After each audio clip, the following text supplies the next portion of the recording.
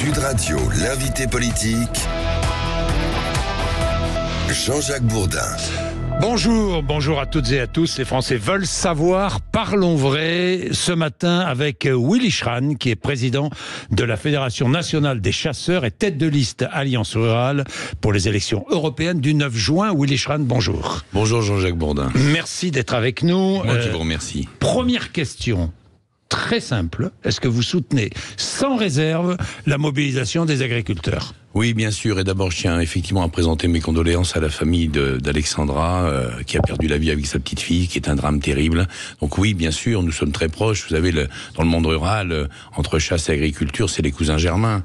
Donc on se connaît très bien. Il y a longtemps que personnellement je défends. D'ailleurs, j'étais allé dans l'Ariège il y a une année et demie de ça pour défendre les mêmes personnes. D'ailleurs, j'ai rencontré beaucoup de ces gens qui sont sur les barrages pour l'ours, qui est un vrai problème dans cette région où on veut virer effectivement les éleveurs des territoires au profit des ours. Ils y avaient tous été condamnés. Je suis allé devant le tribunal de Foix. Pour finir, ils ont été en appel, on va dire graciés, mais ils sont passés à 2 doigts de la correctionnelle. Donc je connais très bien ces gens et très bien ce problème. Alors, un communiqué seulement en quelques jours de votre part, de votre liste. Mais où étiez-vous ? On ne vous a pas vu, on ne vous a pas entendu. Où étiez-vous auprès des agriculteurs ? Que vous m'invitiez. Il n'y a pas beaucoup de gens qui m'ont contacté. Évidemment, on a été les premiers. On a été les premiers, voilà. Et encore un grand merci à vous. Bien. Donc maintenant, vous soutenez, vous avez des membres de votre liste sur les barrages. Vous avez beaucoup d'agriculteurs sur votre liste. Il y en a une vingtaine d'agricultrices et d'agriculteurs sur la liste, donc s'il y a bien quelqu'un qui peut en parler, c'est eux. Oui. Voilà, ils sont sur la liste et évidemment, ils sont sur les barrages pour la plupart.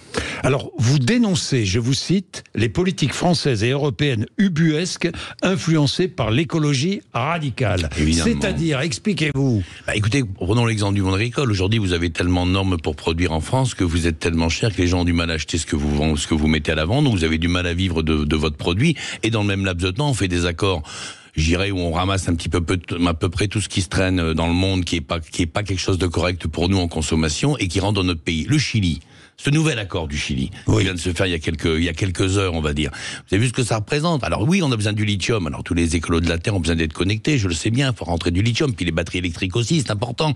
Mais à côté de ça, on va rentrer 100 000 tonnes de bœuf, 300 000 tonnes de volaille, on va encore bousiller le marché français, où nous, on doit produire avec des normes qui sont tellement des contraintes, tellement d'interdictions, tellement de difficultés. Comment voulez-vous aujourd'hui que ces gens s'en sortent? Les agriculteurs crèvent de faim, pour la plupart, et on le sait. Que demandez-vous au gouvernement ce matin? Je demande effectivement d'arrêter. D'abord, il faut dénormer cette Europe. Cette Europe, aujourd'hui, c'est devenu une espèce de machine à écraser la liberté dans tous les domaines, le monde rural en particulier, mais pas que. Vous êtes anti-européen? Pas du tout. L'Europe, c'est quelque chose. Européenne. Mais on peut être tout à fait conservateur sans être extrémiste, c'est mon cas. Moi, aujourd'hui, je dis l'Europe, elle s'est trompée. L'Europe, il faut revenir effectivement au traité de Rome, il faut revenir à la base, ça nous protège. Effectivement, c'est un espace économique, oui d'accord. Mais à un moment, il faut qu'on ait une partie de liberté. C'est la liberté qui nous manque aujourd'hui. Et la France a des spécificités. Il faut absolument que ces spécificités soient préservées. Moi, je ne veux pas ressembler à tous les autres Européens. Oui, c'est un marché économique important. Oui, ça nous protège beaucoup au niveau militaire. Mais on a des spécificités de production, de vie économique, de vie quotidienne qui doivent être préservées. Que doivent faire les agriculteurs selon vous maintenant? Marcher sur Paris pour se faire entendre? J'ai vu les revendications de la FNSEA, vous les avez vues. Oui, le gouvernement est réuni ce matin autour du Premier ministre. Il y aura demain des annonces gouvernementales. Est-ce qu'il faut mettre une pression encore plus forte? Je sais pas, marcher sur Paris ou... Ce qui est sûr, c'est qu'ils ne doivent pas lâcher, parce que ce problème de normes et ce qu'ils sont en train de subir au niveau de l'écologie punitive, ils le font pour tout le monde. En fin de compte, ils sont en ce moment, ils représentent ce que nous on ressent les ruraux à travers tous les problèmes qu'on a. Mais c'est qui ils? Les autres ruraux. Aujourd'hui, c'est la chasse, c'est la pêche, c'est la corrida, c'est l'équitation. Vous avez vu quand bientôt, si ça continue, on montera plus sur le dos d'un cheval. Enfin, il y a tellement de choses qui se passent avec des décisions qui sont prises au niveau européen et des fois mal transcrites en droit français. Aujourd'hui, l'agriculture, c'est un fer de lance pour ces gens-là et j'espère qu'ils vont résister. Alors, bien sûr, on veut pas non plus qu'il y ait de violence, bien sûr, on veut pas qu'il y ait de dérapage. J'en suis tout à fait d'accord. Mais par contre, ne lâchez rien pour l'instant tant qu'on n'a pas obtenu de l'État quoi.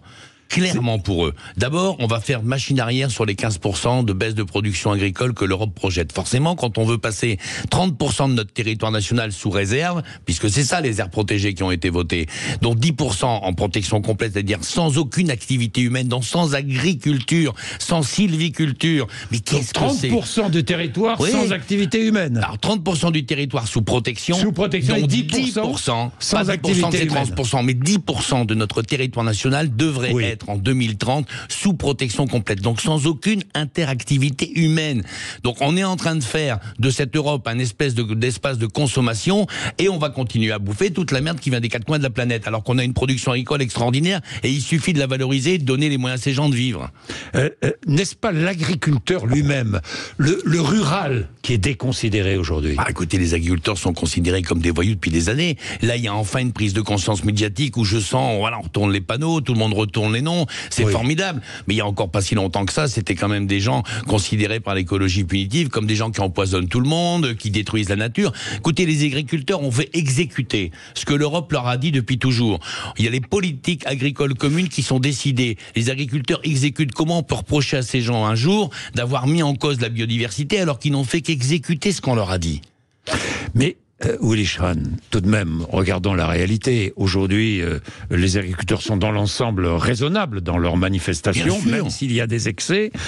Des autoroutes sont bloquées, des feux ont été allumés, notamment à Agen devant. On a vu les images sur toutes les chaînes de télévision. Si les écologistes avaient fait la même chose, les forces de l'ordre seraient intervenues. Là, il y a une prudence, vous l'avez remarqué. Je pense d'abord parce que l'agriculture est quand même plus importante que l'écologie. C'est quand même les gens qui nourrissent effectivement les Français. Donc je pense qu'il faut les écouter quand ils ont un problème. Puis c'est pas des gens qui ont l'habitude de casser. C'est pas des gens. C'est pas Sainte-Soline. Hein, c'est pas des mecs cagoulés qui bousillent tout ce qui se passe et qui tapent sur les forces de l'ordre. Il y a une petite différence. On allume un feu, on met un peu de fumier parce qu'on est en colère. C'est gentillet tout ça. Moi j'ai vu autre chose à la télé que les écolos. Oui. Mercosur. Avant juin, ça aussi c'est une folie, le Mercosur. Pour l'instant, la France dit non et résiste, mais jusqu'à quand? Et l'Europe dit oui. Et l'Europe dit oui. Mais l'Europe dit oui, donc la France va dire oui, évidemment qu'elle va dire oui. Et comment vous pensez qu'elle va dire oui? Comment voulez-vous que la France fasse autrement que dire oui? Donc évidemment, on va encore rentrer des produits qui sont beaucoup moins chers. Et après, moi je me mets à la place des ménages. On vous dit ça c'est français, ça vient hors Europe. C'est moitié prix. Qu'est-ce que font les gens? Willy Schran, quand j'écoute les écologistes, j'ai écouté Sandrine Rousseau qui était à votre place lundi matin, qui me disait mais les petits oiseaux disparaissent. En France, il y a une forte mortalité des petits oiseaux. L'agriculture intensive n'est-elle pas aussi la principale cause d'érosion de la biodiversité? Les politiques agricoles qui ont été menées ont commis, c'est sûr, des erreurs dans ce domaine. Maintenant, plutôt que de filer du pognon pour faire des aires protégées un peu partout, et si on aidait, on mettait cet argent au service du monde agricole, si l'écologie, dans le fond, c'est quoi? Moi, on me parle effectivement d'espaces protégés, de ce genre de choses. La vraie écologie, c'est laquelle? C'est celle sur laquelle on marche tous les matins. En fin de compte, c'est les forêts et c'est les champs. C'est ça notre écologie. C'est là où est la biodiversité. Donc, mettons plutôt cet argent dans les mains des agriculteurs pour faire des choses. Vous croyez que les agriculteurs savent pas faire? Ou les sylviculteurs? Ils savent très bien ce qu'il faut faire pour leur territoire. Ils savent très bien ce qu'ils doivent faire pour effectivement retrouver de la biodiversité là où elle a été perdue. C'est pas en faisant des réserves et en mettant des cloches de verre à travers tout le pays et l'Europe qu'on va régler les problèmes. Schran, comment faire pour notre souveraineté alimentaire? Déjà, comment faire pour la préserver? Comment faire alors que c'est vrai qu'il y a de plus en plus de produits importés? Il faut je sais pas moi, il faut drastiquement limiter les importations venues de l'étranger. Il y a deux solutions. Soit effectivement on se referme sur nous-mêmes et on sait que c'est plus d'actualité, que ce sera impossible. C'est plus d'actualité parce qu'on a aussi besoin d'exporter des produits agricoles. Parlez aux viticulteurs, dites aux viticulteurs vous n'exporterez plus. Mais on peut pas que vont-ils répondre? On peut pas non plus être un marché de production, on peut pas être un territoire de production que de produits supérieurement qualitatifs, et on aurait effectivement le reste qui viendrait de l'extérieur. Ça, c'est pas possible. Donc il y a un moment, c'est un problème. Tendance, malheureusement. Oui, c'est la tendance, mais moi je suis contre cette tendance. Aujourd'hui, c'est les normes. On demande tellement de choses aux agriculteurs français que leur coût de production est très élevé, beaucoup plus élevé que d'autres productions. C'est dangereux, la montée en gamme? La montée en gamme, c'est dangereux. Nous, on doit rester aussi un espace de production. On n'est pas l'Europe d'une seule consommation pour les années qui viennent. Ce serait une folie. C'est quand même ce qui est en train de se faire. Le GNR, faut détaxer? Bien sûr qu'il faut détaxer. Bien sûr qu'il faut détaxer. Voilà. Aujourd'hui, les gens n'arrivent même plus à vivre. Vous avez vu ce que gagne un agriculteur en moyenne. Et quand on dit un agriculteur, on mélange tout ce qui touche à l'agriculture, la viticulture, tout ça, des tas de choses. En vérité, vous avez quand même la moitié, un tiers des agriculteurs aujourd'hui qui vivent sous le RSA. Faut être honnête. Certains vivent bien, et même parfois très bien, mais d'autres vivent sous le RSA. Mais la petite polyculture, celui qui a quelques terres et quelques vaches, avec un petit peu d'élevage et un petit peu de céréales, celui-là meurt de faim. Celui-là s'en sort pas. Est-ce que la ruralité est en danger? Bien sûr qu'elle est en danger. Pourquoi? Bien sûr qu'elle est en danger. Vous dites qu'on nous foute la paix. Arrêtons d'emmerder les gens. Moi, j'entends le monde politique qui, depuis des années, il faut arrêter d'emmerder les Français. Faites-le. Faites-le. Vous avez des gens aujourd'hui qui ont une passion, une culture, tout est en train d'être mis en cause. Jean-Jacques Bourdin, vous êtes un chasseur, vous êtes un salaud, vous êtes un pêcheur, vous êtes un salaud, vous allez voir une corrida, vous êtes un salaud, vous êtes un agriculteur, maintenant vous êtes aussi un salaud. Et c'est comme ça dans tous les... Vous montez sur le dos d'un cheval, vous êtes un salaud. Qu'est-ce que c'est que ces gens qui me disent, moi j'aime pas la chasse, je veux pas que tu chasses, j'aime pas la pêche, je veux pas que... Mais arrêtons d'emmerder les gens. Laissons faire un petit peu. Cette France, cette diversité culturelle française, cette culture, ces traditions, ces transmissions, c'est quelque chose d'extraordinaire. On fait du bruit, ça sent mauvais aussi. Non, je dis ça. Je dis ça parce que les néo-ruraux, parfois, qui viennent s'installer, même poursuivent en justice. Ceux qui vivent là depuis des années. Ouais, on a ça aussi, puis il y a aussi plein de gens qui s'intègrent, et puis ça se passe bien, parce qu'on leur fait découvrir les choses. C'est vrai. Vous savez, quand on comprend pas, qu'on regarde ça de loin, il suffit d'intégrer. Le monde rural est quand même un terrain d'intégration extraordinaire pour tout le monde. Hein. Mais à quoi sert... Je vais vous poser une question directe. À quoi sert votre liste? Ah, elle sert justement à faire parler ces gens-là. Moi, j'ai un problème aujourd'hui avec le monde politique, parce que tout ce qui se passe à l'Europe, vous le voyez bien, c'est énorme tout ça. Là, je vois que tout le monde veut les défendre, les agriculteurs. Mais qu'est-ce qu'ils ont fait quand ils ont siégé à Bruxelles depuis toutes ces années, tous ces partis? Pourquoi sont passés tous ces amendements? Pourquoi toutes ces lois sont passées? Pourquoi toutes ces normes sont passées? Parce qu'on est dans le compromis politique. Vous savez, Jean-Jacques Bourdin, aujourd'hui, on est politique, on a des convictions, mais on les cache. Vous savez, on a beaucoup de choses honteuses dans ce pays maintenant. Et au nom de l'écologie, on arrive à faire taire tout le monde. On nous fait, Jean-Jacques Bourdin, un acte de contrition permanent. Je voyais encore une pub à la télé il y a quelques jours, on vend des autos et à la fin on nous dit de faire du vélo. Mais vous voyez pas dans quel état d'esprit on est arrivé dans ce pays. On a honte de tout, on a honte de ce qu'on est. Et puis il y a des gens qui aujourd'hui se disent, pour gagner une élection, eh ben il faut tempérer. Vous avez une voiture électrique? Moi j'ai une voiture hybride. Voilà, mais j'avais une voiture diesel avant, elle est hybride. Hybride, bah c'est bien, vous êtes mis à l'écologie alors. J'étais un petit peu obligé parce que j'avais un vieux 4x4 diesel qui consommait beaucoup et au prix, évidemment on est en train de forcer les gens à le faire, on augmente tellement effectivement le prix du diesel et de l'essence qu'on est obligé de partir sur l'électrique, mais il y a quand même des tas de gens qui n'ont pas mes moyens et qui pourront pas changer de voiture. Aujourd'hui on traite les gens de salauds parce qu'ils roulent dans une voiture diesel, ils n'auront jamais la possibilité de leur vivant d'acheter une voiture électrique, ou alors il faut leur donner, ce qui me pose aucun problème d'ailleurs. L'Alliance rurale, est-ce que vous irez au bout? Bah, bien sûr que je vais aller au bout, j'ai pas fait tout ça pour m'arrêter à mi-chemin. Bien sûr, parce qu'il y a un vrai écho de tout ça. Moi, je vois bien dans notre campagne, Jean-Jacques Bourdin, aujourd'hui, quel est le plus gros problème? Je vois bien qu'il y a des votes de colère un peu partout. Oui. Est-ce qu'il y a un vrai problème d'immigration dans le fond des villages? Est-ce qu'on a un vrai problème de, je dirais, de violence, de tout ça dans le fond des villages? Je pense pas. Par contre, il y a une chose qui est terrible dans notre pays aujourd'hui. C'est que les gens se disent, entre eux, ou ils me disent, mes enfants ne pourront jamais connaître la vie que j'ai connue. Ça, c'est terrible. Quand on brise la transmission d'un peuple. Quand vous dites, vous pensez qu'on brise la transmission d'un peuple en ce moment? La transmission d'un peuple en ce moment. On tue tellement la liberté, on met tellement de normes et on écrit tellement de listes d'interdictions au nom de l'écologie punitive et de l'animalisme qu'aujourd'hui, il y a des gens qui disent, tu vois, gamin, tu pourras jamais vivre ce que j'ai vécu. Je pourrais pas te transmettre, je pourrais pas te donner ce qui est en moi. Mon ADN, je sais plus te le donner. Ça provoque une frustration et une colère terrible dans nos campagnes. C'est ça que je veux défendre. J'ai vu que Robert Ménard vous soutenait. Ouais, Robert Ménard est comme moi, il aime la France. Et j'en suis ravi. Et c'est quelqu'un pour qui j'ai le plus grand respect. Alors, vous aviez auprès de vous Thierry Coste, qui est un lobbyiste bien connu de l'Élysée, qui vous a acquitté. Enfin, il était sur votre liste ou pas? Non, il a jamais été. C'est un peu compliqué. C'était votre ami, c'est votre ami. Mais ça reste mon ami, Thierry. On a fait les 400 coups ensemble, on bosse depuis des années. Mais Thierry peut pas être sur la liste. Thierry peut pas être sur la liste Alliance Rurale. Il est lobbyiste. Et il se définit lui-même comme le conseiller politique. Il critiquait votre silence quand même. Hein. Il critiquait, je l'ai vu. Oui, je l'ai vu aussi. Mais bon, si on me donne pas la parole, qu'est-ce que vous voulez? Je peux pas venir. Mais heureusement, j'ai Jean-Jacques Bourdin, donc je peux parler aujourd'hui. Et Jean Lassalle sur votre liste? Jean a un petit peu de problème. Je pense qu'il faudrait déjà quitter un petit peu tout ça. Et puis c'est un politique. Moi, j'ai dit apolitique. Oui. J'ai dit apolitique. Je pense que j'ai des gens de la vraie vie. Votre liste est apolitique. Il n'y a pas une étiquette politique. Pas une seule. Pour être sûr d'ailleurs aucun membre de votre liste n'est membre d'un parti politique quelconque, quel qu'il soit. Aucune carte, rien. Alors oui, il y a des maires qui ont des fois participé à des élections. J'ai beaucoup de petits maires ruraux, mairesses rurales qui viendront chez nous, et qui sont chez nous, mais ils n'ont pas d'étiquette politique. Je veux justement des gens de la vraie vie. Alors nous aussi, c'est compliqué. On n'a pas toujours le temps non plus d'aller sur les plateaux. Ils ont tous un boulot, ça change. Monde politique, c'est un métier. Être politique, c'est pas notre métier. Alors certains ont dit la liste est téléguidée par l'Élysée. Est-elle téléguidée par l'Élysée, Willy Schran? Écoutez, si elle est téléguidée par l'Élysée, je le sais pas. J'ai pas demandé l'autorisation d'Emmanuel Macron pour faire une liste. Il n'y a aucun parti politique, donc je ne me sens pas téléguidé par quoi que ce soit. Vous avez voté Emmanuel Macron les 2 fois. Bien sûr. Willy Schran, vous avez affiché votre soutien à Emmanuel Macron. Bien sûr, mais je l'ai fait pourquoi? Je l'ai fait en tant que président national des chasseurs. Où à un moment, il faut dealer, effectivement, il faut trouver une solution pour l'avenir de la chasse. Et dans les candidats qui m'étaient proposés, je pense que c'est celui qui allait le mieux défendre la chasse. Donc, vous savez ce que c'est. Vous connaissez bien la politique, Jean-Jacques Bourdin. Pour obtenir après, il faut donner avant.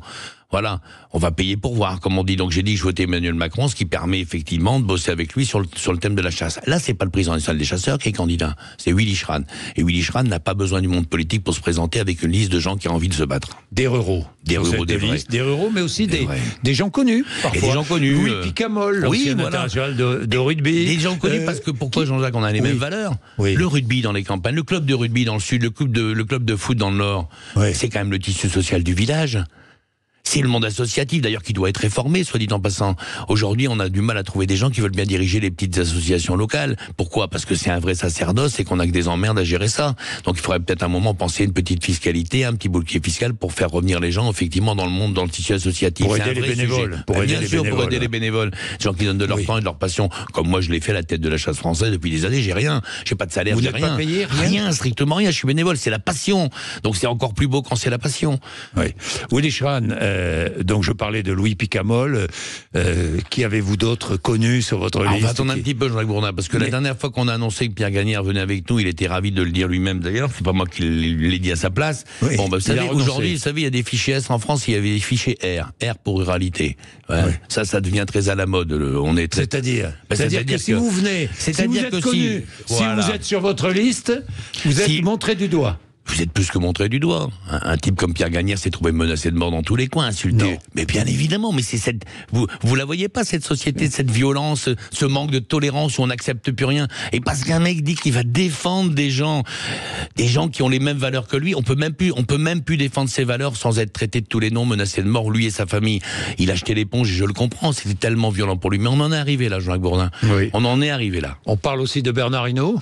Oui, Bernard, c'est quelqu'un que je connais bien, donc voilà, il a jamais dit qu'il était candidat. Peut-être qu'il sera un jour, on verra bien. On a encore un petit peu de temps. Sur votre liste, peut-être. S'il est sur une liste, ce sera sur la mienne, mais pas ailleurs. Mais pas ailleurs.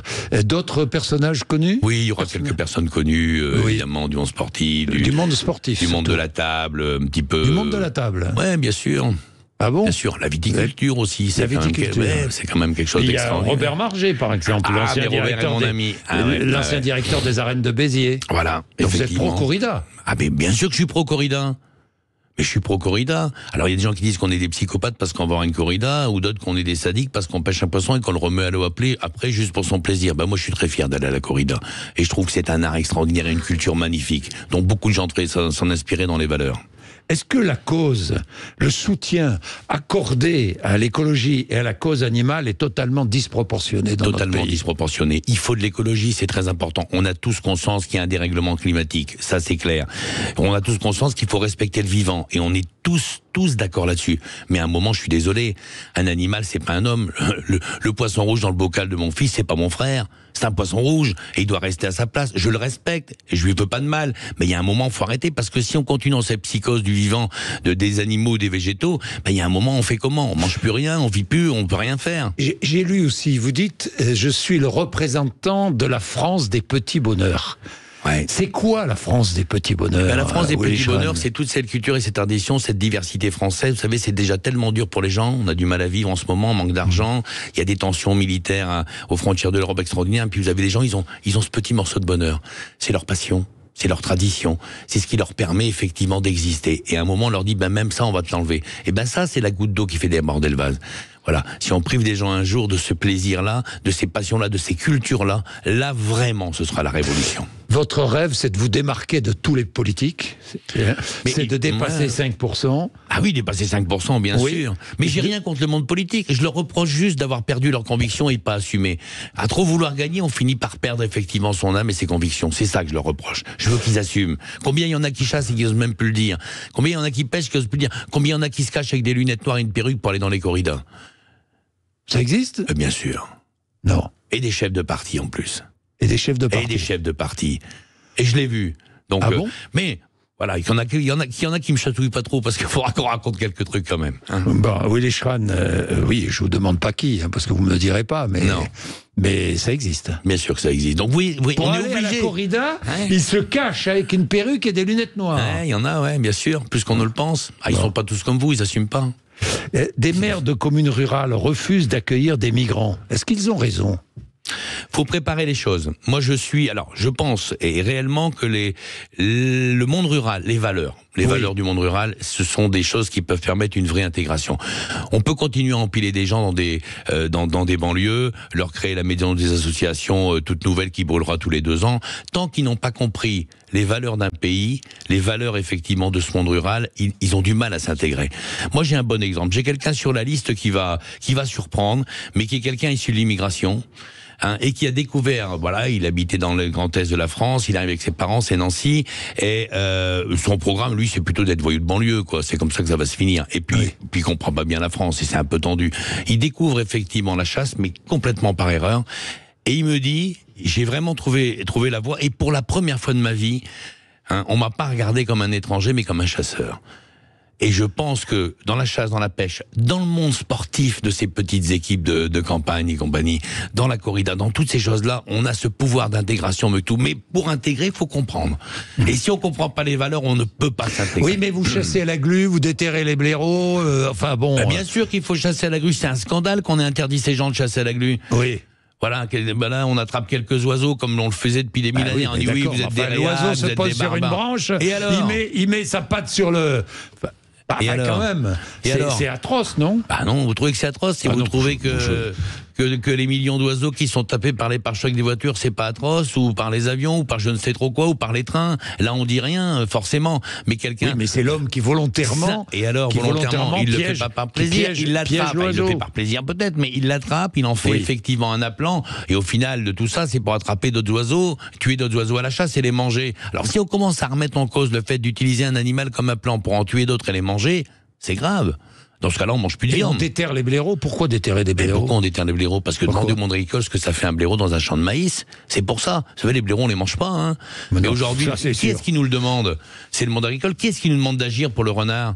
Alors on est tous des salauds depuis qu'il y a un film qui est sorti à la télé, comme quoi que les enfants étaient amoureux des renards, les renards amoureux des enfants. Mais la réalité, c'est pas ça. La nature, Jean-Jacques Bourdin, c'est pas le monde des bisounours. C'est autrement que ça. Le renard, c'est un super prédateur et des fois, il faut réguler, il faut équilibrer tout ça. Et pareil pour le blaireau. Sinon, on a des dommages très forts à l'alimentation, à la production agricole. Les munitions vendues dans les bars tabac, ça marche, ça fonctionne? C'est pas commencé. J'ai jamais demandé ça. Vous avez jamais demandé ça? Jamais. Je suis tombé de haut. C'est le ministère de l'Intérieur qui a pondu ça, sans même nous concerter. Alors, ça n'a pas commencé encore, non? Non, ce sera... bientôt. Ouais, dans les Pyrénées bientôt, mais non, on n'a jamais demandé ça. Moi, j'ai jamais eu de demande de chasseurs qui me disent je sais plus acheter de cartouches pour aller à la chasse. Donc c'est peut-être le cas, j'en sais rien. Je suis pas dans le coup. Pour une fois, je suis pas dans le coup, Jean-Jacques Bourdin. Merci Willy Schran d'être venu nous voir ce matin sur l'antenne de Sud Radio. Vous réagissez évidemment, je sais que ça vous fait réagir, 0826 300 300, à tout de suite.